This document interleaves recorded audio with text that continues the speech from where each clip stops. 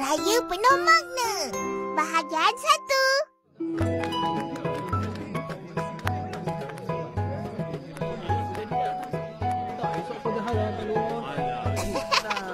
Kau nak tahu tak? Apa dia? Habis saja kita orang berdoa, lampu terus menyala dan air sinki mengalir deras.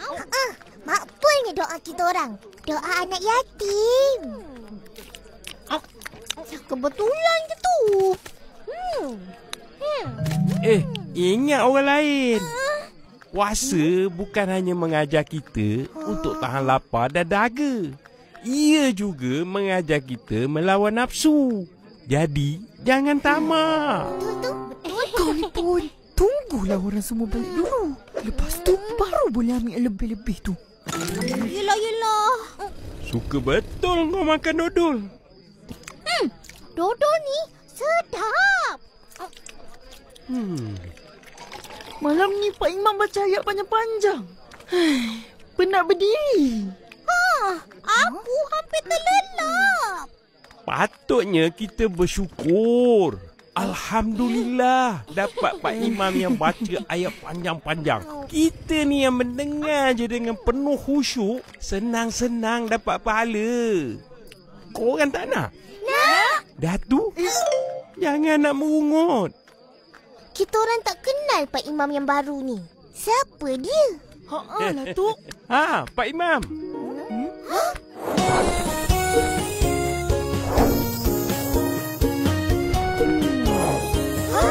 Abang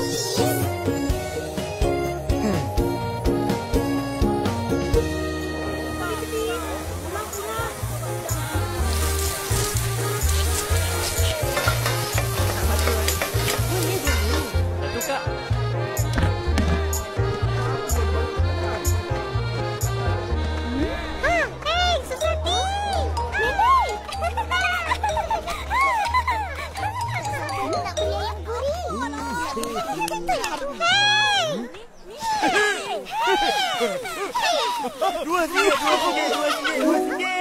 Ayam RM2. Suara itu sepertinya dari gerai Mail. Tapi itu bukan suara Mail. Saya jual ya. Terima kasih. Abang Is, buat apa kat sini? Saja, tolong Mail berniaga. Mana Mail? Ada sini. Nak beli ayam? Mau RM2. Saya juga. Terima kasih. Nak berapa? Kejap ya. Terima kasih. Akak, 1. Okey. Saya 2 bungkus dari nasi. Abang, 2. Kejap. Akaknya satu ya. Okey. Tak sangka Abang Is seorang Tafiz dan jadi imam suruh kita. Mail tak pernah cakap pun. Kenapa kau tak macam abang kau? Biarlah. Abang aku Ustaz Berjaya. Aku usahawan berjaya. Berjaya dunia akhirat lagi bagus. Betul, Fizi? Fizi? Kau makan? Loh, aku lupa.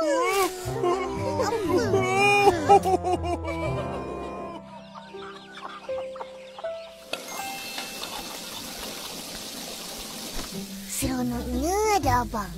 Solat tarawih pun dia boleh imamkan. Betul. Aku ada abang. Alah, 5 minit awal je. Abang juga kan? Tuanya jadi Ipin. Lagi bertuah ada kakak macam Kak Ros. Apa je kita nak makan, semua dia masakkan. Sebab akak rajin dan baik hati. Betul. Malam ni dah 10 malam terakhir Ramadan. Tak nak Raya. Boleh main bunga api. Apa main-main? Kita kena perbanyakkan beribadah dan berdoa agar dosa diampunkan. Ya, dan dalam malam ganjil pada 10 malam terakhir ni, carilah malam Lailatul Qadar. Lailatul Qadar? Iya, malam yang lebih baik dari 1000 bulan. perlugaan puasa. Kurangkan main,